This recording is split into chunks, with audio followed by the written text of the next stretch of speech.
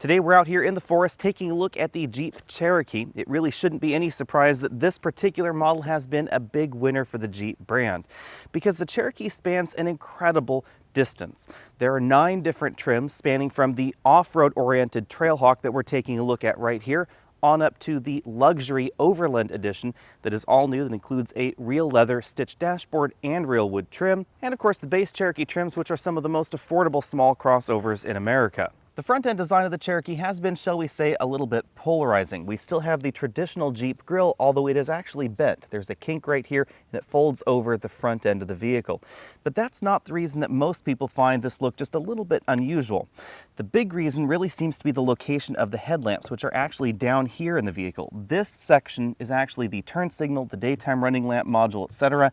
And then below that we have the fog lamps. So we have these 3 very distinct lamp modules, and then of course the slightly tweaked Jeep grille.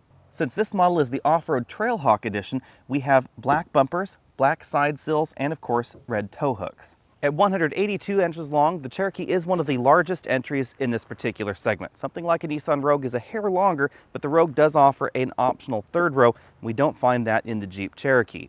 This Jeep is a full 6 inches longer than something like a Kia Sportage, which is actually one of the smallest entries in this particular segment. Since this is the off-road Trailhawk edition, we have an increased ride height that's very noticeable from the side. You'll also notice from this angle something very different going on right up front, especially versus the Grand Cherokee.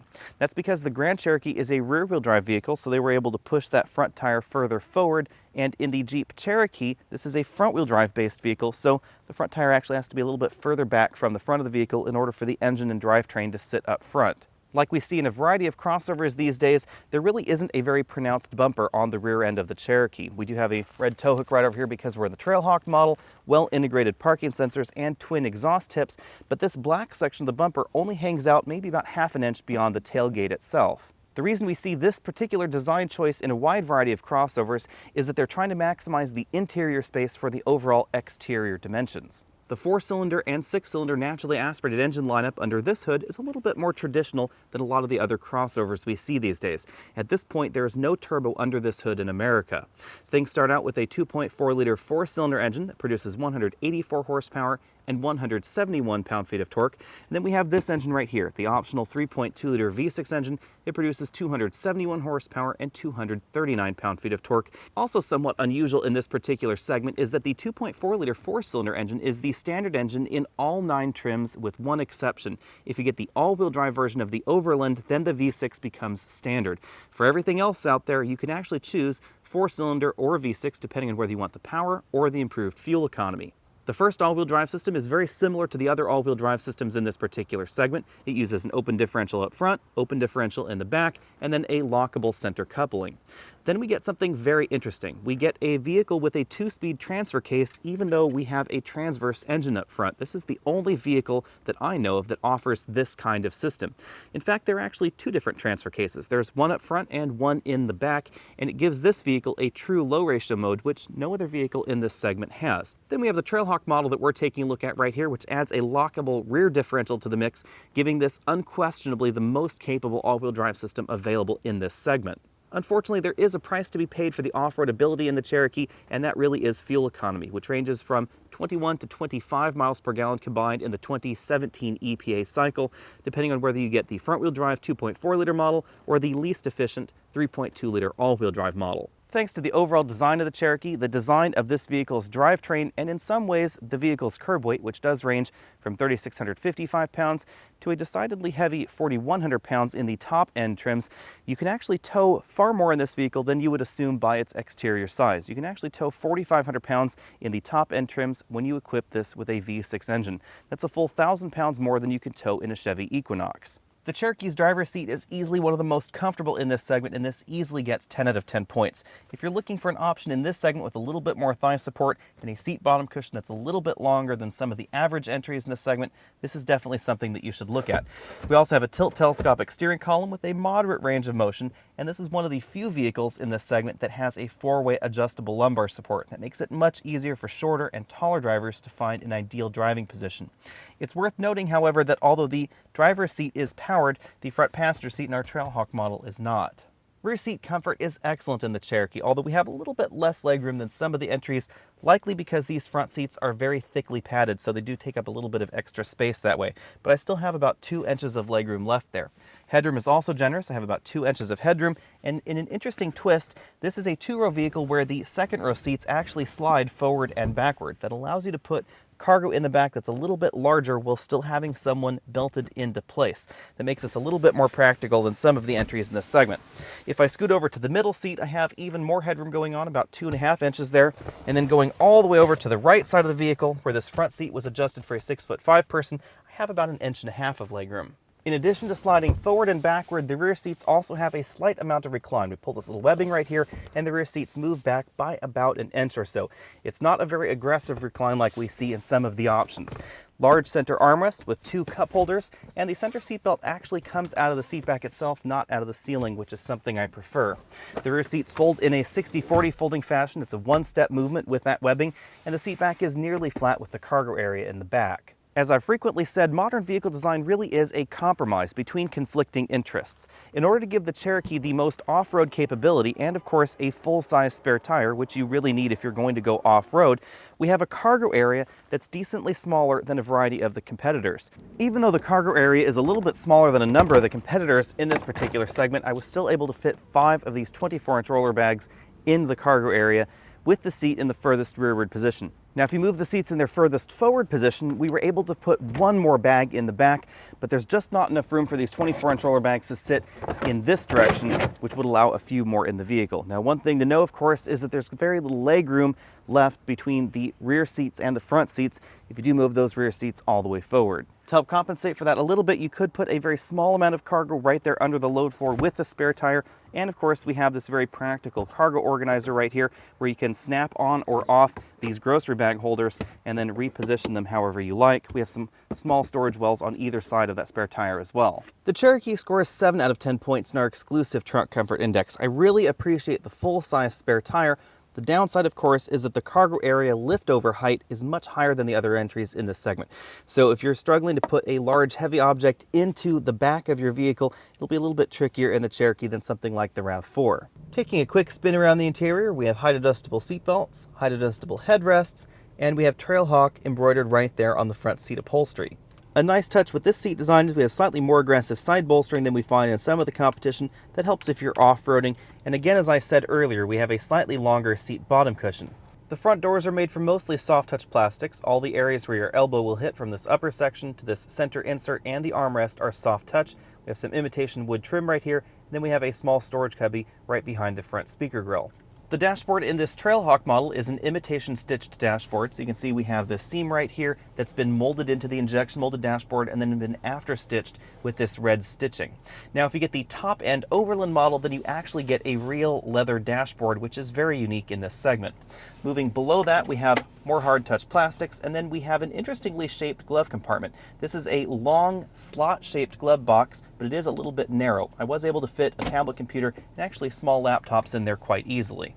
As we see in the larger Grand Cherokee, there really aren't that many buttons in this center console. That's because they've been really trying to integrate as many functions into this color touchscreen as possible. So you'll find the controls for the heated seats, the heated steering wheel, and the dimming rearview mirror right here in the touchscreen interface, rather than with physical buttons below.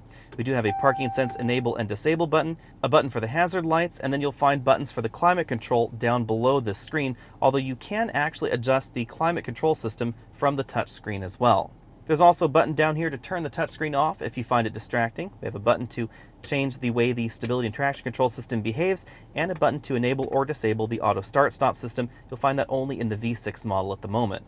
Continuing down the dashboard, we have a fairly traditional console shifter. Drive is all the way down towards the driver. Manual mode is over to the left. If you pull the shifter back towards the driver, that changes the gear up, and if you push away from the driver, that shifts the gear down. In front of the shifter, we find a 12-volt power port, auxiliary input, USB input, SD card. This is not used for the mapping database. That's actually used for music. And then we have a small slot right here where you can actually put smartphones around the size of an iPhone 5 or iPhone 6. And then we have this very unique all-wheel drive control knob. Modeled after the system that we see in the Grand Cherokee, we rotate this knob around to tell the vehicle what kind of terrain we're driving on, whether it's snow, sand, mud, rock, or we want it to be in the auto mode or the sport mode. Then we have buttons on the top that engage the four-wheel drive low system, because again this does use a 2-speed transfer case, or engage or disengage the rear locking differential, progress control, as well as hill descent control. If you want to flat tow this behind something like an RV, you can actually put this transfer case into neutral and then flat tow the vehicle. Behind the shifter we have an electric parking brake and 2 very large cup holders. Between the front seats, we have a softly padded armrest that opens in 2 different stages. The first one opens up to a shallow compartment where you can put wallets, keys, mints, that sort of thing.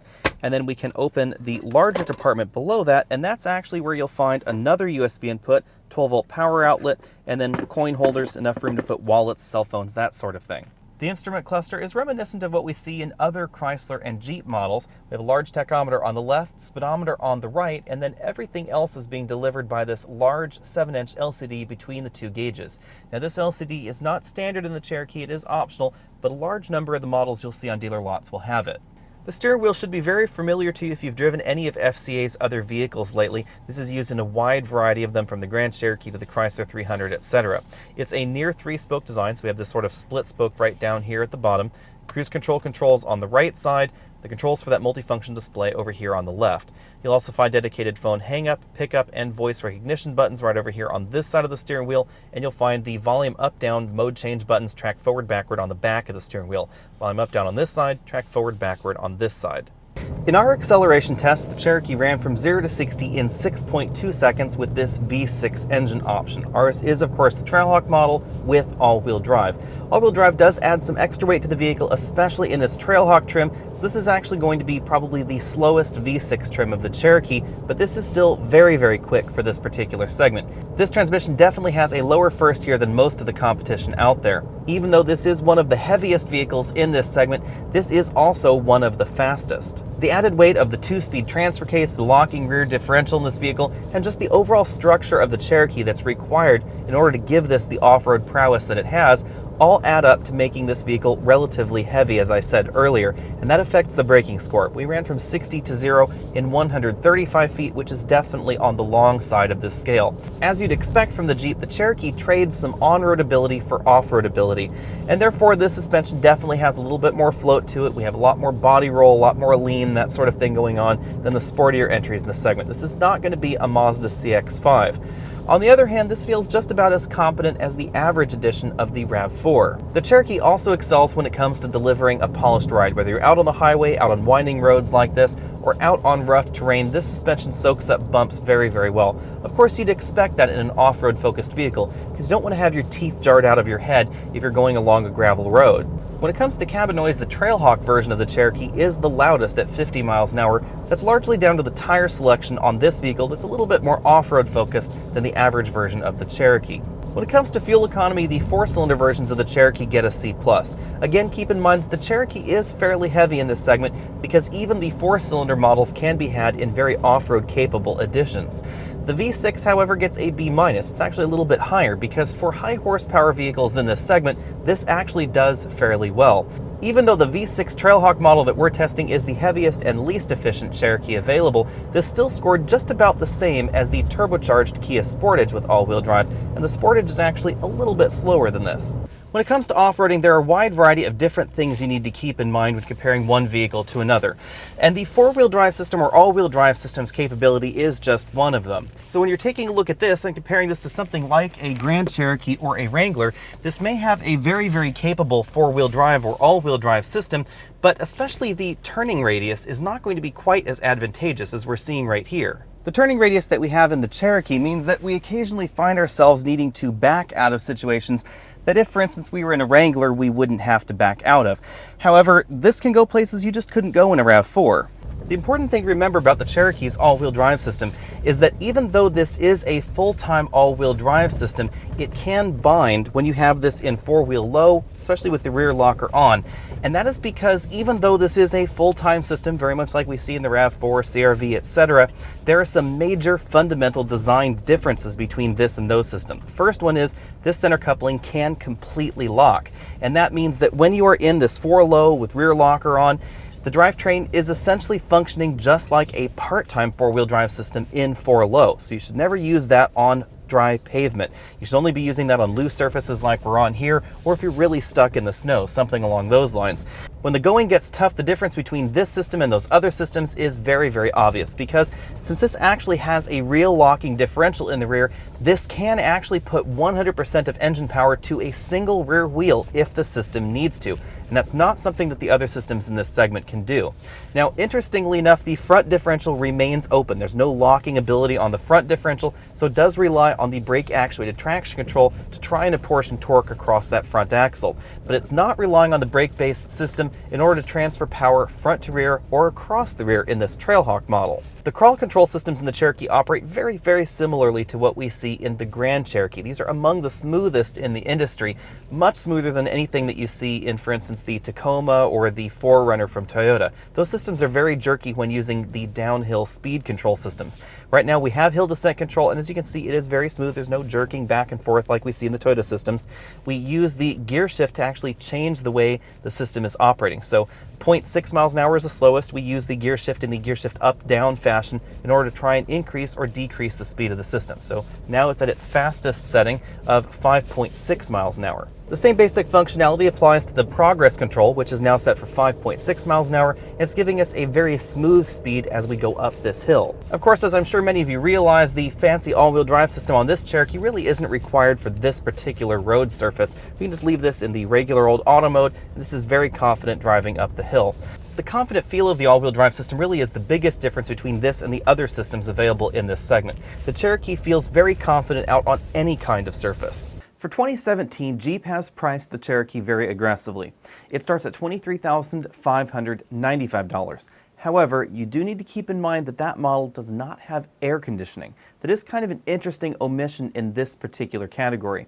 If you want air conditioning in the Sport model, you can add it, but it will add nearly $900 to the price tag because it comes bundled with a variety of other gadgets.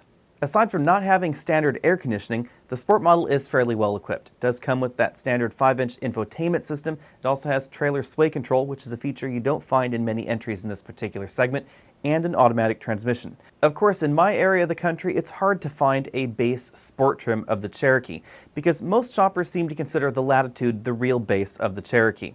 And for just over $25,000, that model does come fairly well equipped with HID headlamps, the leather steering wheel, and most importantly, air conditioning standard. You should also keep in mind when taking a look at these prices that Jeep is fairly aggressive with their incentive spending. That means that you're likely going to get a greater discount off MSRP on the Jeep Cherokee than some of the other entries in this segment. The model we've been driving this week is the off-road oriented Trailhawk edition. That starts at $31,195.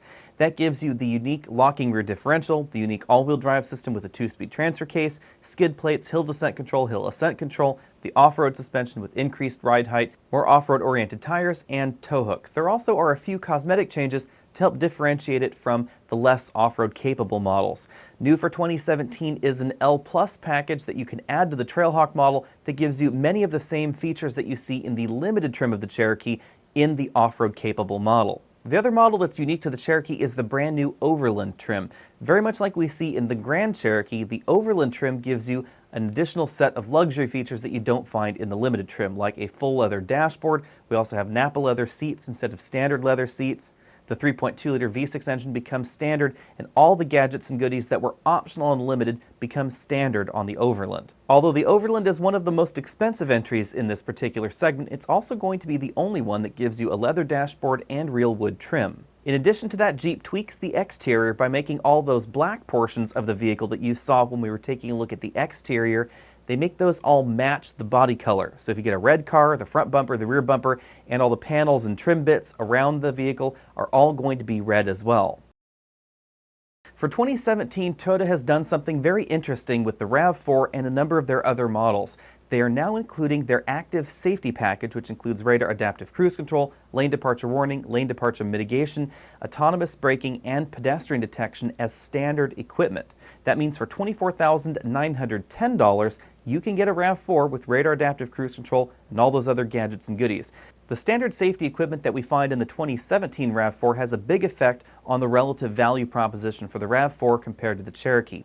You also have to keep in mind that the $23,595 base price of the Cherokee does not include air conditioning. If you want to add air conditioning to the Cherokee, that's going to set you back an extra $900. The RAV4 obviously comes with Toyota's excellent and well-deserved reputation for reliability. We also have an enormous cargo area behind the rear seats. In addition to the cargo area being large, it's also a lot closer to the ground than the Cherokee. That means putting large items in the back is going to be a lot easier in the RAV4. Now on the downside, it actually has about 2 inches less legroom inside the cabin than we find in the Jeep. If you want high fuel economy in a top-end model, there is the RAV4 Hybrid, which gives you some of the best fuel economy numbers in this particular segment. It's also a very good value because it doesn't really cost that much more than the regular RAV4 Limited. On the other hand, the Cherokee is much more capable when the going gets rough. Not only do we have better approach and departure angles, greater ground clearance figures, but we also have 3 different all-wheel drive systems. The base all-wheel drive system in the Cherokee is not too far off what we see in the RAV4 and the other 2 all-wheel drive systems that you actually see in the majority of the Jeep Cherokee models are considerably more capable than what we find in the RAV4. The Cherokee is the only entry in this segment to offer a 2-speed transfer case. It's the only entry to offer a locking rear differential. While the Cherokee is never going to be as off-road capable as some of Jeep's other models, this is by far the most capable compact crossover in the United States. Next up, we have the Nissan Rogue. I have driven the Rogue and the Rogue Hybrid for 2017. Unfortunately, Nissan hasn't told us how much the Rogue will cost. Now, we estimate that the Rogue is going to be a little bit more expensive for 2017 than it was in 2016, but a lot of this is going to be based off of the pricing for 2016, since we don't know what those 2017 numbers will be like yet. The Rogue is still the only entry in this segment that offers an optional third row. That's possible because the Rogue is one of the longest entries in this segment and it actually manages to be even longer than the Cherokee. Well, Jeep's Cherokee needs some of that extra length in order to accommodate the V6 under the hood, so we have a slightly longer front end in the Cherokee.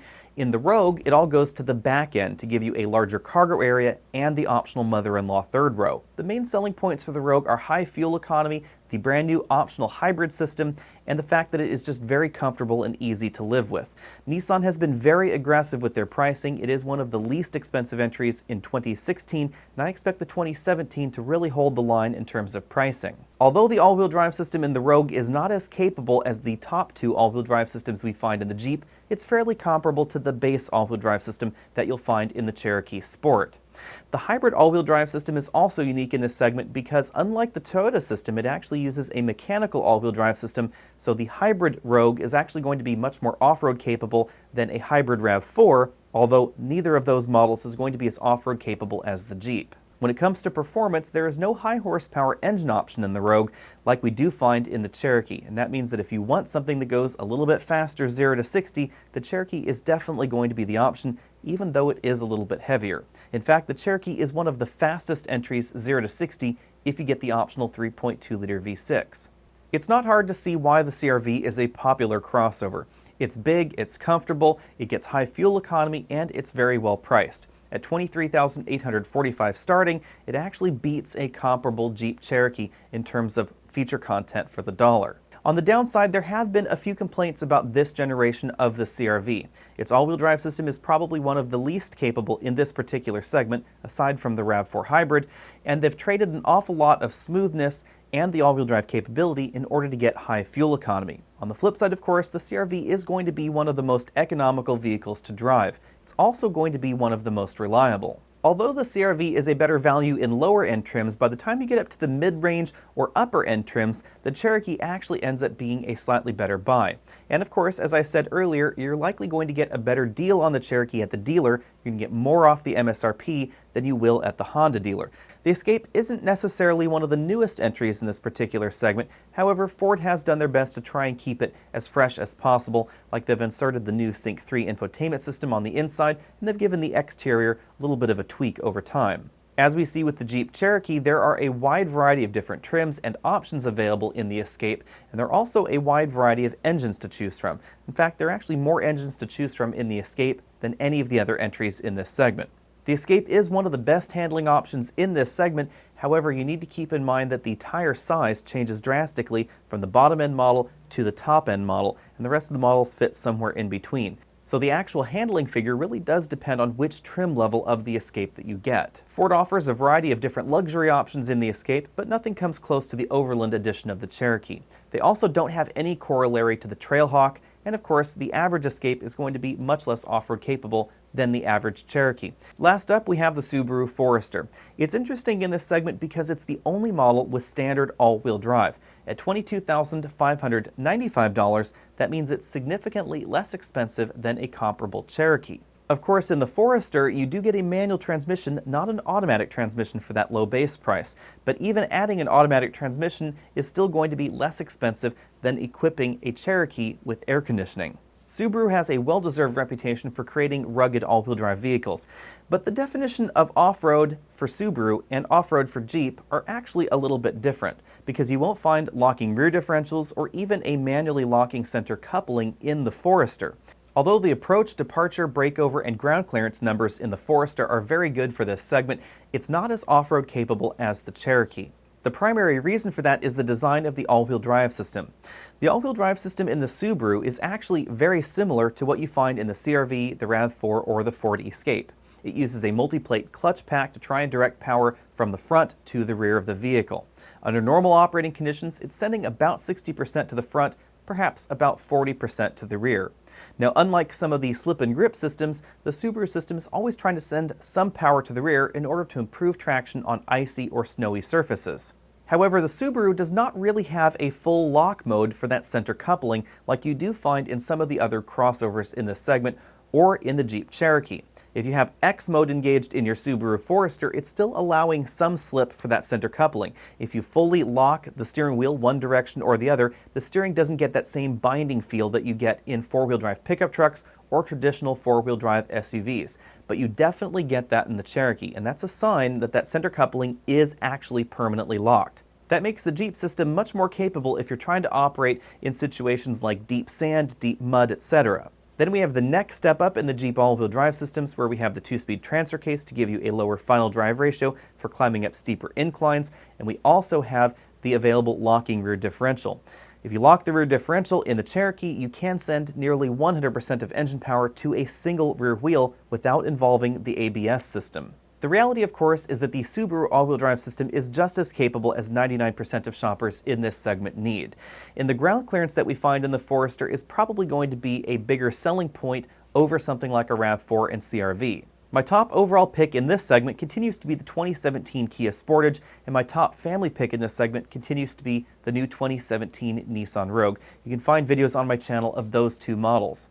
Although those are my favorites, there are still some big reasons to buy the Cherokee over the rest of the competition.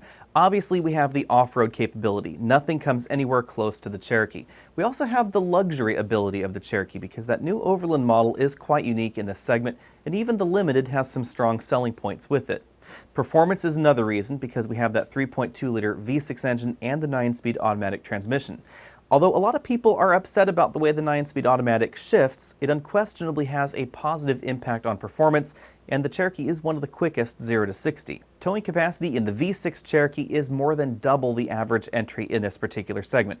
So if you have a 3,000 to 4,000 pound trailer that you need to tow, this is the compact crossover for you. Thanks for taking the time to check out this video. Again, I'm Alex Dykes, and this has been the 2017 Jeep Cherokee. You can find us over at Patreon if you want to donate to this particular channel. Hit that subscribe button down there at the bottom of the screen. Check out those related videos on the side of the screen, and I'll see you next week.